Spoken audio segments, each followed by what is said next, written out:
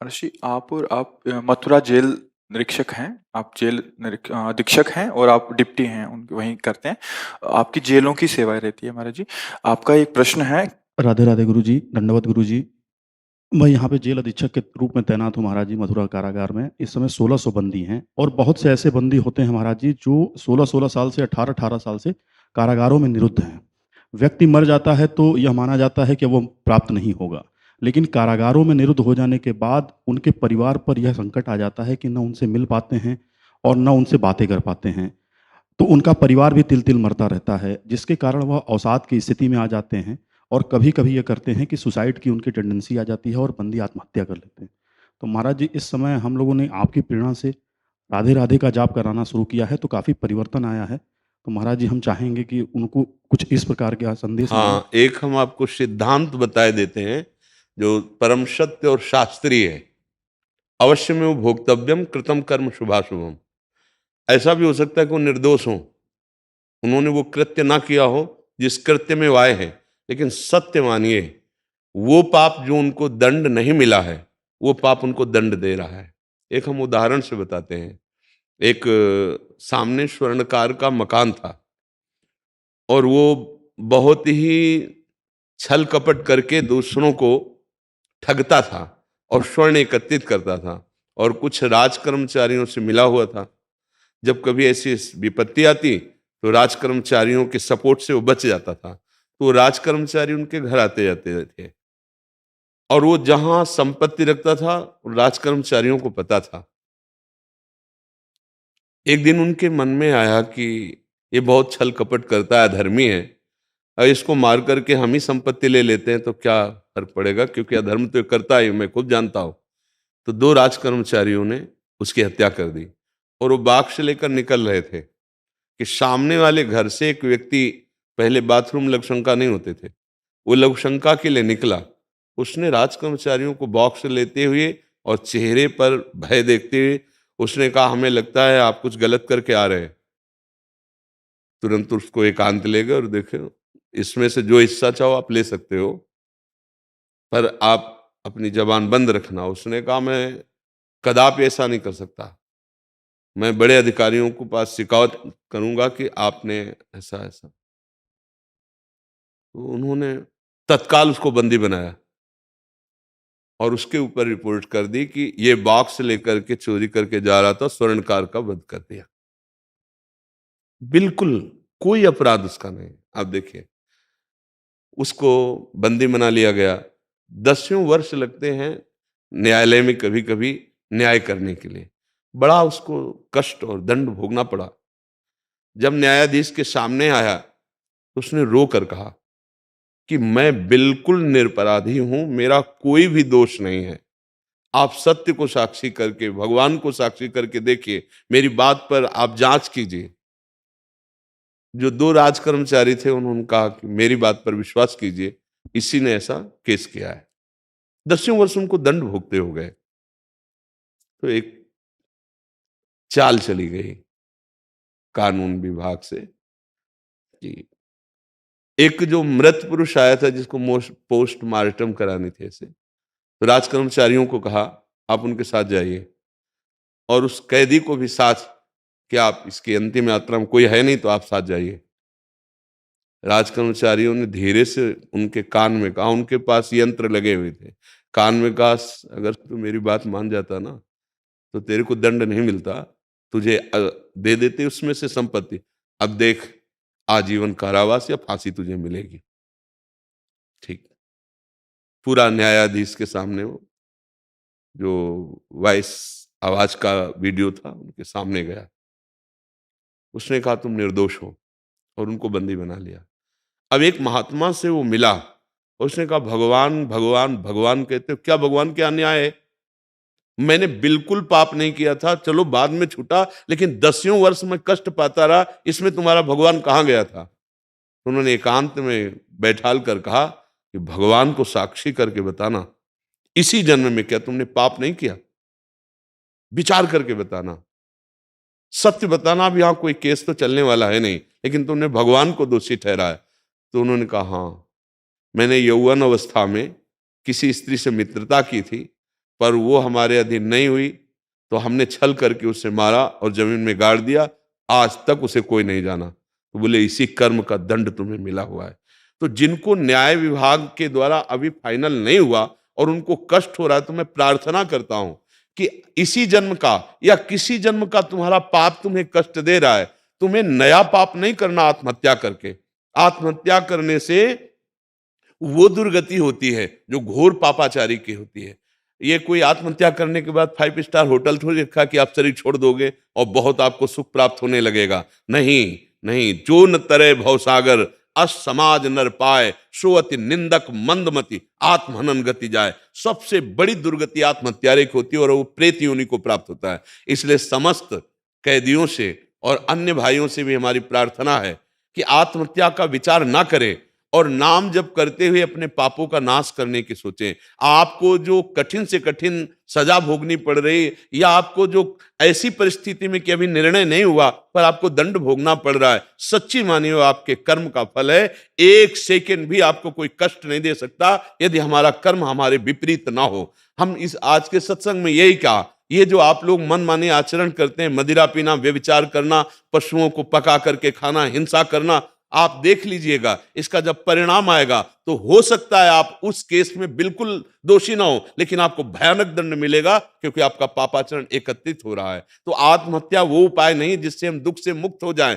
हमारा दुख से मुक्त होने का अवसर ये कि जेल मिली तो क्या हुआ, हम नाम जप करेंगे, भगवान को पुकारेंगे और अच्छे आचरण करते हुए अपने जीवन की श्वासें सच्चिदानंद में व्यतीत करेंगे। जन्म जन्म की बिगड़ी बन जाएगी, जन्म जन्म की बिगड़ी। ये जो आत्महत्या है ये कोई उपाय नहीं है दुख से छूटने का, और किसी को कोसने की जरूरत नहीं है कि हमें ये जो दंड मिल रहा, मैंने पाप नहीं किया। सत्य मानिए वो पाप अवश्य है। जब भीष्म पितामह जैसे महान भागवत को 6 महीने बाणों की सैया पर तो भगवान से पूछ रहे हैं कि मैं कई जन्मों तक देख रहा हूं प्रभु ऐसा कोई पाप नहीं, तो भगवान ने कहा और आगे देखिए, क्योंकि हम लोग अनंत जन्मों से भटक रहे हैं। इसलिए समस्त कैदियों से प्रार्थना है कि आप नाम जप कीजिए, देखिएगा आपका हृदय शीतल हो जाएगा, आप भव बंधन से मुक्त हो जाएंगे। ये तो सांसारिक कैद है, आप भव बंधन से, माया की कैद से मुक्त हो जाएंगे। आपसे गलती हुई है, काम क्रोध लोभ मोह मद मत्सर, इनके द्वारा पापाचरण निश्चित होता है, कोई भी हो, और वो पापाचरण अवश्य में भोक्तव्यम कृतम कर्म शुभाशुभम,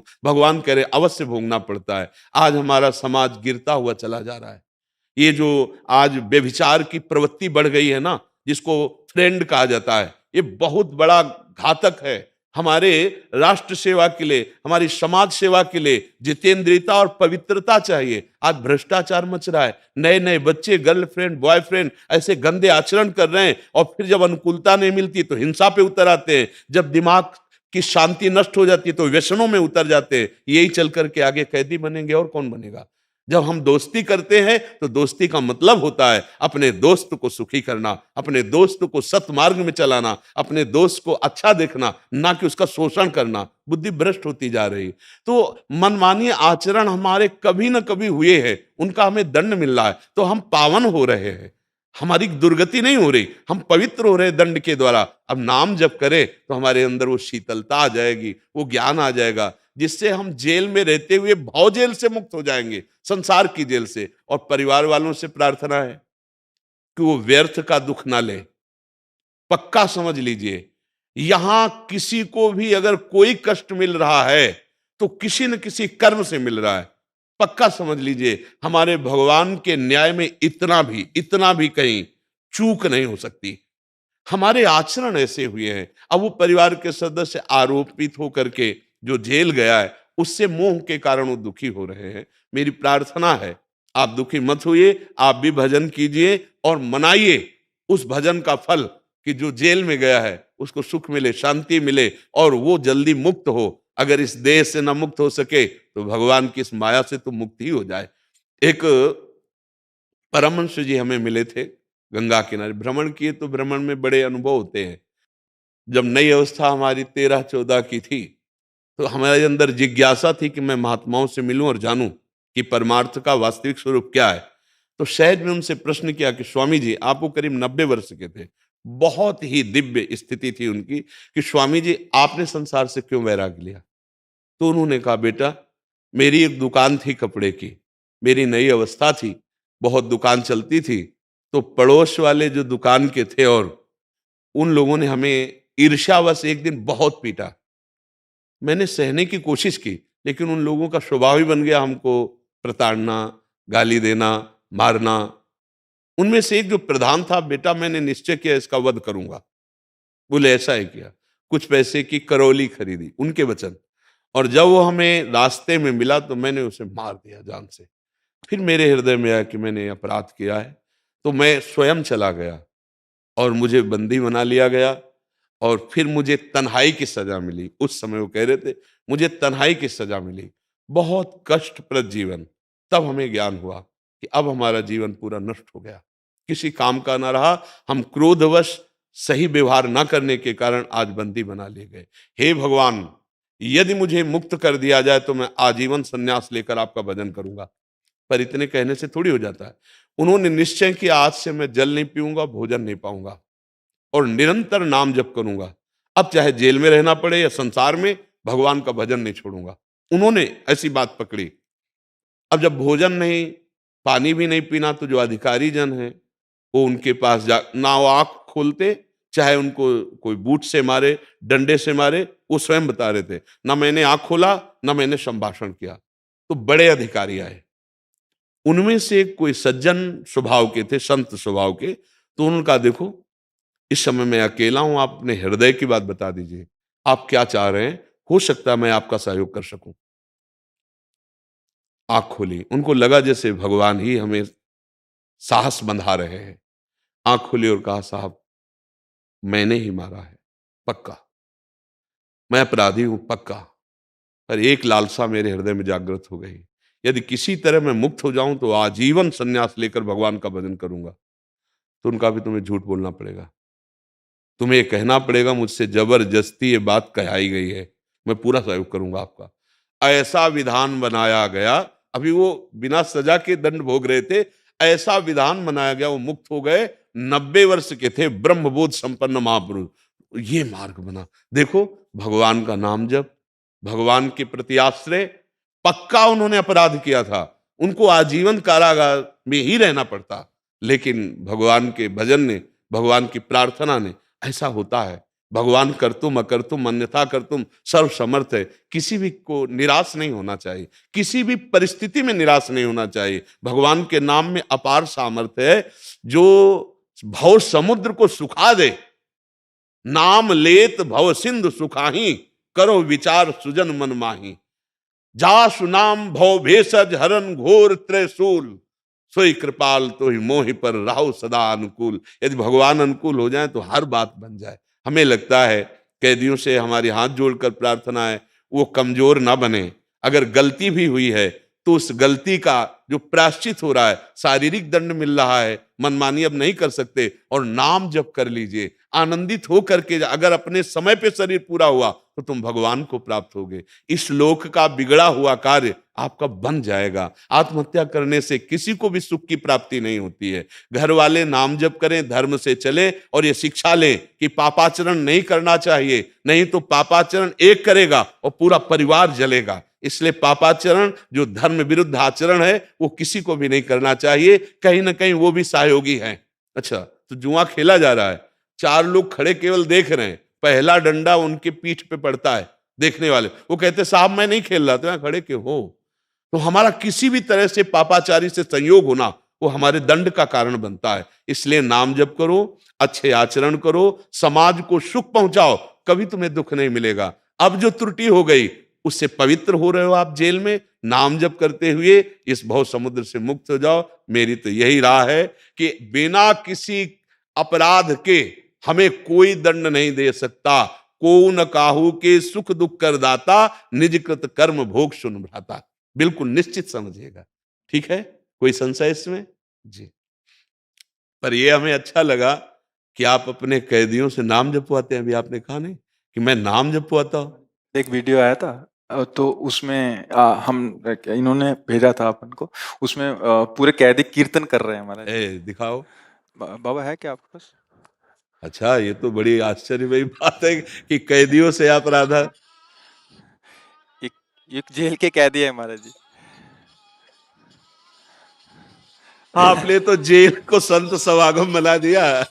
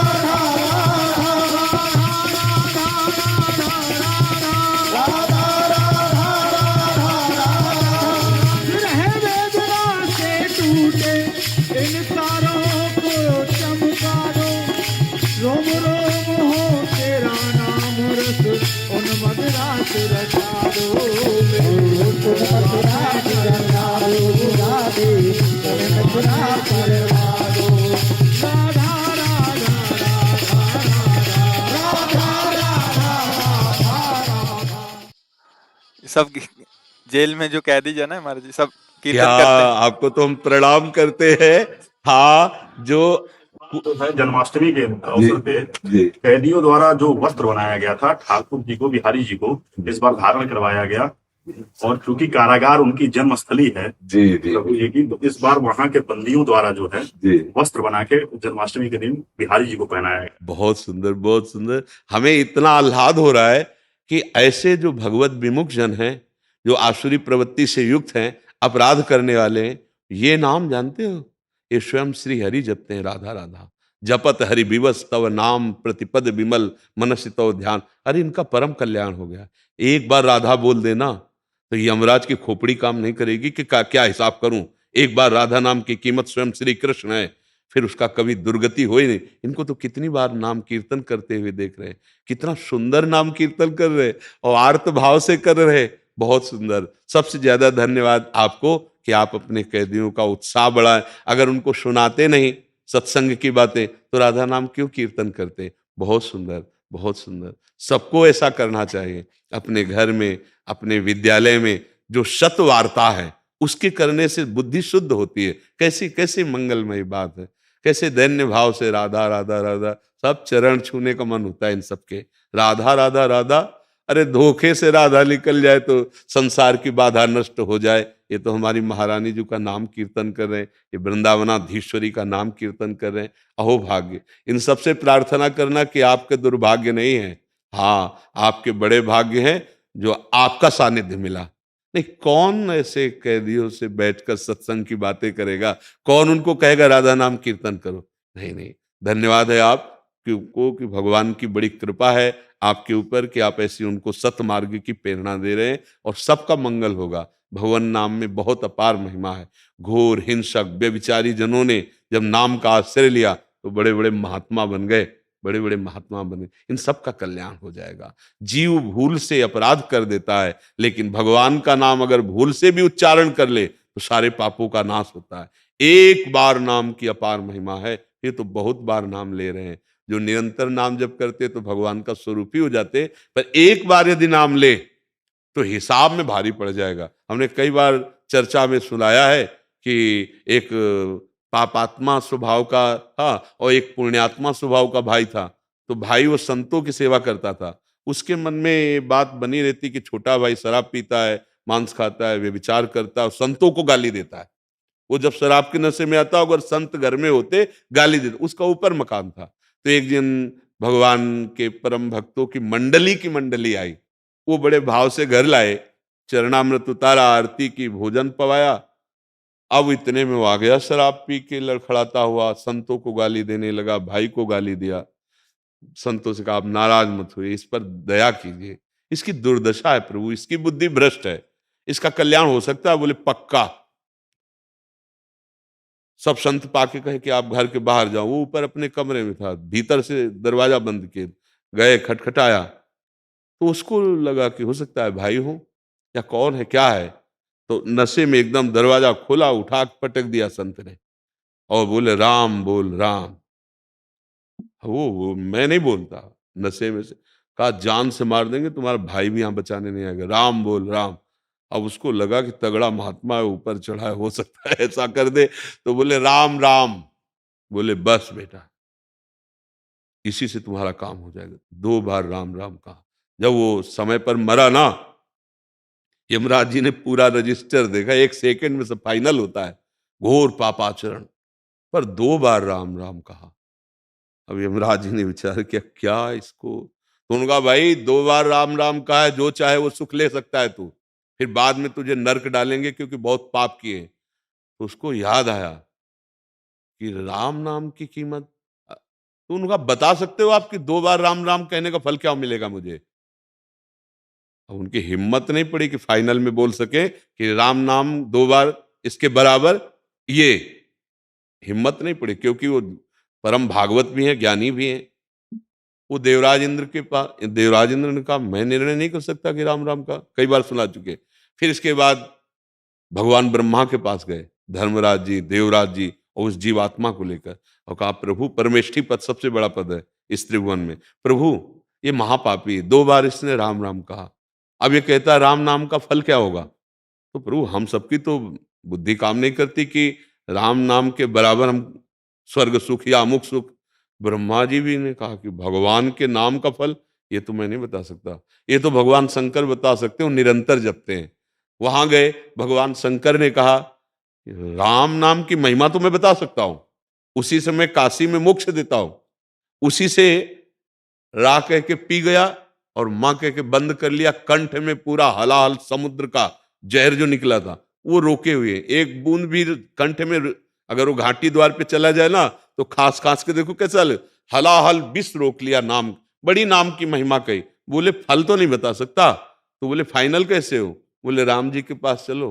साकेत धाम गए, उस पापी जीवात्मा को साथ लेके भगवान ने कहा आज सभी बड़े बड़े लोकपाल ईश्वर कोटि के कैसे पधारे। बोले प्रभु समस्या हो गई, ये जीव 2 बार नाम आपका लिया और वैसे पूरे जीवन पाप किया है, अब ये कह रहा है इस नाम का फल क्या है। तो प्रभु हम सब तो नहीं बता पाए, आप बताओ। भगवान ने कहा गोद में बैठा लो हमारी। वो जीवात्मा गोद में बैठा और भगवान ने कहा फल तो हम भी नहीं बता सकते, आप खुद देख लीजिए कि 2 बार नाम लिया तो हमारी गोद में आके बैठ गया। कहूं कहां लगी नाम बढ़ाई और राम न सकई नाम गुण गाई। स्वयं भगवान अपने नाम का फल नहीं बता पाए, और भगवान जिस नाम को जपते हैं वो है राधा। हरि रसना राधा राधा राधा रट, और ये राधा राधा रट रहे, परम कल्याण इनका है। हाँ, कोई निराश ना हो, कर्मों का भोग जो आया है वो हमें पावन करने के लिए आया। अब पापाचरण हो नहीं रहा, पाप का दंड मिल रहा है, हम भोग रहे हैं और नाम ऊपर से जप रहे हैं। अब उन्नति ही उन्नति है, आत्महत्या करने की जरूरत नहीं जी। हमें तो आप बिल्कुल ऐसे कर दिए ना, ये दिखा कर, ये बता करके आप ऐसे कैदियों से नाम जपवाते, हमारा तो हृदय एकदम प्रसन्न हो गया। हाँ, बहुत जी, धन्यवाद धन्यवाद धन्यवाद। सुनो, जी महाराज। दोनों को ब्राह्मण वाली श्री जी की प्रसादी लोई उड़ाई जी। और श्री जी का माला और प्रसाद दीजिए। और सुनो, जी महाराज। कुछ प्रसाद जो 1 किलो लगभग हो मेवा का जी महाराज। दीजिए, ये कैदियों को दे देंगे जाके कि आपका नाम कीर्तन सुनकर आप प्रसाद आपके लिए आए। ठीक है आपके पास भी महाराज जी होगा। मिठाई कुछ हो और मेवा, मेवा से जिससे 4-4 दाना ही सही पर सबको दे दे। धन्यवाद, आपका बहुत हृदय से स्वागत है, क्योंकि बहुत बड़ा मंगल कार्य आप नाम कीर्तन जेल में करवा रहे हैं। भगवान आपकी रक्षा करे और आप स्वस्थ होकर के। प्रतिदिन होता है। हाँ, अच्छा, हाँ हाँ, बहुत सुंदर। आप ऐसे ही हमारे समाज को सुख पहुंचाएं। आपकी प्रेरणा है। जी जी, धन्यवाद।